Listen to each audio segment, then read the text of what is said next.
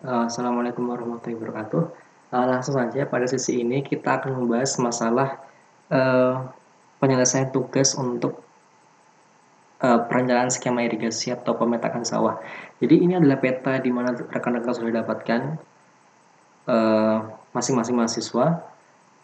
Nah, kemudian saya akan coba buka satu contoh saja, misalnya nomor 5 Kabupaten Brebes ini ya.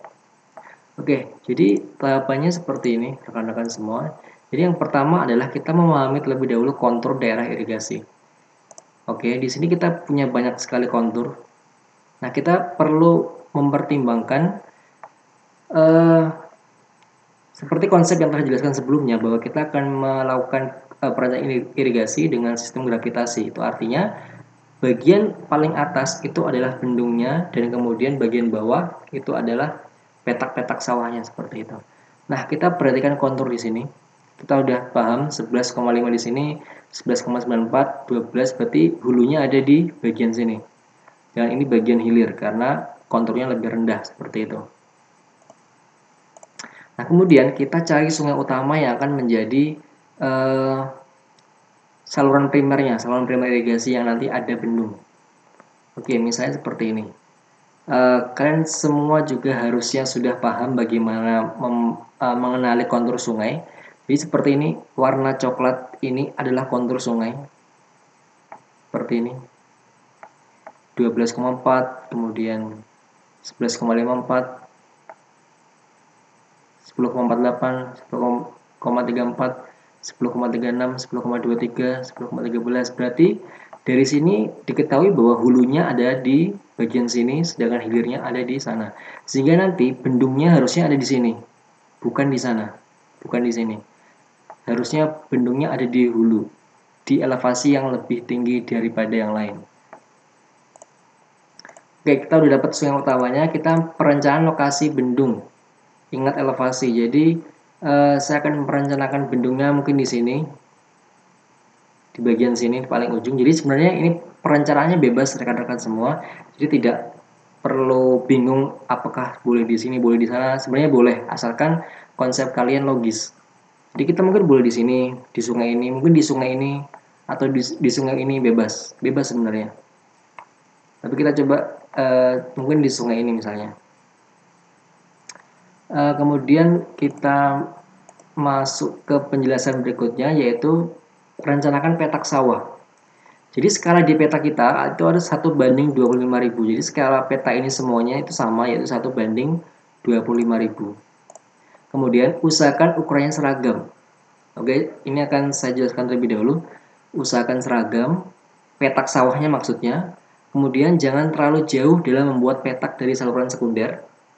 Tentukan bauran bagi dan sadap, buat garis putus-putus saluran drainase, berikan nama pada ruas, dan berikan nama pada bangunan air dan sadap. Jadi seperti ini misalnya. Jadi ini misalnya contoh sederhana ya, sederhana ketika kita ingin merencanakan pemetakan sawah atau skema irigasi. Jadi seperti yang tadi kita jelaskan. Ini kontur, misalnya ini kontur 55, 50, 45, berarti alirannya ke sana, berarti hulunya ada di atas. Berarti harusnya bendungnya ada di sekitar sini. Ini misalnya bendungnya seperti ini. Untuk lambang bendung seperti ini, ada penjelasannya seperti bendung. Nah ini, seperti ini gambarnya. Misalnya bendungnya seperti ini. Nah berarti untuk petak irigasi kita akan masuk ke bagian-bagian sini. Kita masuk ke sini. Usahakan ukurannya seragam. Luas petak diusahakan mempunyai luas seragam. Kemudian untuk luas petaknya sekitar 50 hektar atau 50 sampai 100 hektar ketika kita berbicara tentang daratan. Jadi untuk merencanakan petak sawah itu juga bebas sebenarnya rekan-rekan semua. Jadi misalnya kalau bisa mengikuti kontur. Misalnya seperti ini. Saya rencanakan petak 1.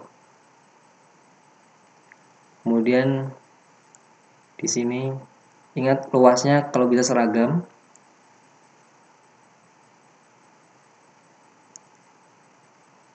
Oke, misalnya saya bikin ini, kemudian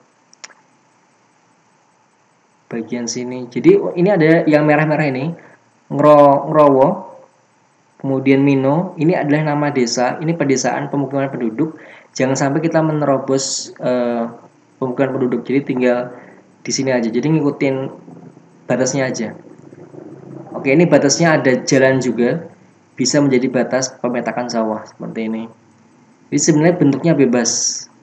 Bentuknya bebas asal mengikuti kaidahnya. Ya seperti ini. Jadi sebenarnya nggak harus satu kontur seperti ini ya. Bisa berkontur-kontur seperti ini asalkan luasnya sama. Oke, misalnya itu tadi ya, contohnya saja, contohnya. Kemudian kita oke, pemberian air ke petak harus melalui, jadi ini hanya penjelasan saja. Jadi pakai yang ini. Kemudian jangan terlalu jauh dalam membuat petak dari saluran sekunder. Oke, jadi misalnya ini nanti saluran primernya itu yang biru ini, sungai utama, kemudian akan dibuat saluran sekunder misalnya seperti ini, saluran sekunder, misalnya seperti ini. Kalau bisa secara gravitasi ya, secara gravitasi mungkin kecil segini, kemudian secara gravitasi. Nah, kemudian setelah ada saluran sekunder ini, kemudian kalau bisa di-refine lagi petak sawahnya biar lebih rapi, nggak acak-acakan. Nah, kemudian jangan terlalu jauh dalam membuat petak dari saluran sekunder. Jadi maksimal sekitar ini 3 km jarak sawah terjauh. Dari jarak dari sini sampai sawah terjauh itu maksimal 3 km. Oke, kalau misalnya 1:25.000 skalanya, bisa dihitung berapa panjang saluran sekunder maksimumnya. Oke, langsung ke tentukan bangunan bagi dan sadap. Bedanya bangunan bagi dan sadap adalah ketika bangunan sadap itu mengambil dari saluran primer. Jadi misalnya ini ya, misalnya ini ke arah sini. Nah, ini bangunan sadap ke sana. Tapi karena ini ada dua sawah, maka ini namanya bangunan bagi dan bangunan sadap, dua-duanya. Bangunan bagi dan bangunan sadap nanti simbolnya seperti ini. Jadi bentuknya itu nanti seperti apa ya? Gini. Bangunan bagi dan sadap. Kalau misalnya cuma satu, misalnya di sini ada sawah cuma satu gitu, terus ini saluran sekundernya hanya di sini. Nah, ini hanya bangunan sadap saja, tidak bangunan bagi. Oke, kemudian buat garis putus-putus saluran drainase. Jadi ini kan petak sawahnya. Nah, untuk petak sawahnya ini pasti akan mengalir ke saluran drainase. Jadi kita buat saluran drainase kecil-kecil seperti ini, putus-putus saluran drainase. Nah, ini arah alirannya harus secara gravitasi.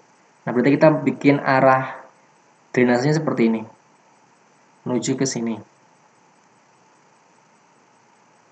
Seperti itu. Tapi tidak menutup kemungkinan untuk arah saluran drainase kembali ke sungai utama, tergantung gravitasinya. Jadi misalnya ada petak sawah di sini, kemudian mau dibuat drainase kembali ke sungai utama, tidak masalah sebenarnya. Jadi ada dua opsi untuk drainase. Dua opsi, yang pertama buat saluran drainase putus-putus, kemudian kembali ke saluran utama. Oke, kemudian berikan nama pada ruas, nama ruas ya. Jadi misalnya ini nama sungainya adalah apa, misalnya sungai sesuai dengan desa ini, misalnya Sungai Ngrowo. Maka nama saluran ini adalah ruas Ngrowo. Jadi tinggal ditulis RN gitu. RN salurannya. Jadi untuk penamaan saluran ini akan ada penjelasannya nanti di KP1 lebih jelasnya. Kalau rekan-rekan akan lebih mengetahui lebih lanjut, nanti akan saya jelaskan mengenai penamaannya. Jadi kita kurang penamaan nama ruas dan nama bangunan air dan sadap. Kita akan membahasnya dari KP01 seperti itu. Jadi misalnya setelah ini selesai, maka kita mendapatkan misalnya bangunannya seperti ini. Oke. Ini sudah ada nama ruasnya, nama bangunannya seperti itu. Nah, untuk yang kotak-kotak ini nanti akan kita bahas lanjut di next.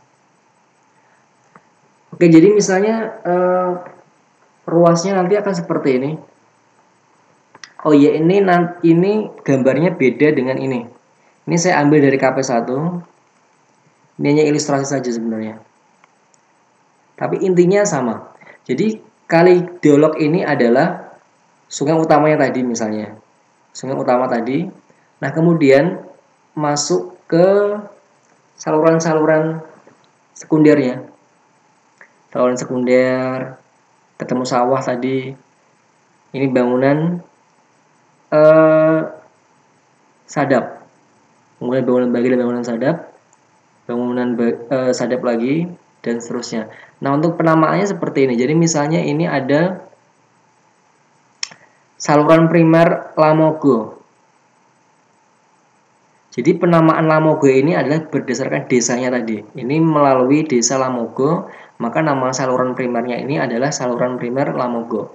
Jadi untuk salurannya ini ada RL1, ruas Lamogo 1, RL2, RL3, RL4. Seperti itu. Nah, setelah ruas saluran dinamakan, sudah dinamai, baru ke bangunannya. Bangunan diawali dengan huruf B. Bangunan Lamogo 1, BL1, BL2, BL3, dan seterusnya. Seperti itu. Nah, kemudian kita masuk ke yang kotak-kotak ini, skema irigasi. Jadi ini adalah petak sawah. Penamaannya sama. Jadi misalnya petak sawah di sini, karena ini diairi oleh BL1, maka di sini tulisannya L1. Jadi Lamogo 1, KA adalah kanan. Kalau kiri itu KI. Kiri, KI, KA. Ini kanan dari arah hulu. Jadi ini kanan. Kemudian ini BL2, ada L2 kanan, L2 kiri, BL3, L3 kiri, seperti itu. Nah, ini ada luas sawahnya, rekan-rekan semua, 22 hektar, 54 hektar, 17 hektar, 107 hektar. Jadi ini tergantung dari luas diket kalian itu berapa hasilnya. Nah, kemudian untuk angka ini, debit yang dibutuhkan 31 liter per detik, sebenarnya ada koefisien pengalinya. Koefisien pengali itu juga ada di KP1, kalau tidak salah antara 1,2 sampai 1,5. Jadi 22 hektar dikali 1,2 sekitar berapa hasilnya? Saya coba cek berapa koefisien yang digunakan di skema irigasi ini. 1,4. Jadi di sini di skema irigasi ini digunakan koefisien pengali kebutuhan air 1,4. Oke, jadi setelah itu kita dapat kotak-kotak ini, tinggal yang ini A dan Q di ruas-ruas ini. Jadi sebenarnya ini mudah. Saya pindah ke sini ya, misalnya penjelasannya. Jadi ya ini adalah misalnya ini. Jadi di sini ada suatu area di paling hilir ya, di paling hilir yang akan menjadi irigasi paling hilir, skema irigasi paling hilir. Itu luasnya sekitar 380 hektar dengan kebutuhan air 0,59. Nah, kemudian yang ruas ini nilai A 560 adalah dari 183 ditambah 97, jadi 183 tambah 97 Oke, kita cek pakai kalkulator ya. 183 tambah 97 tambah 380.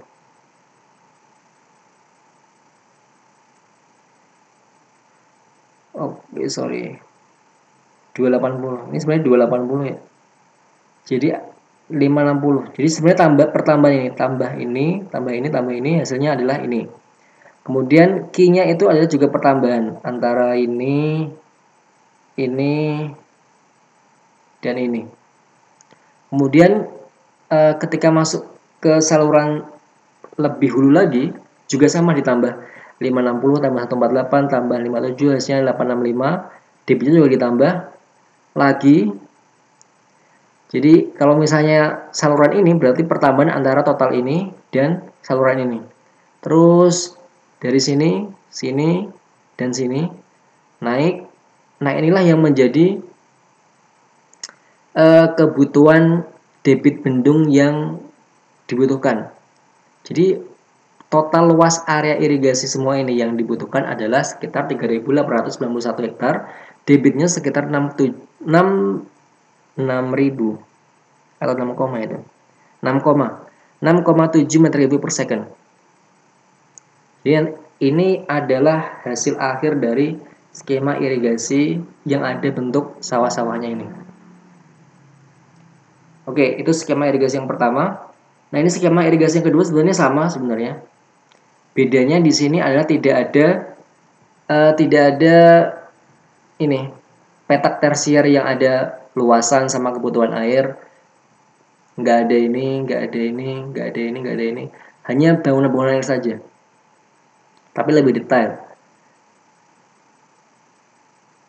Tapi intinya sama.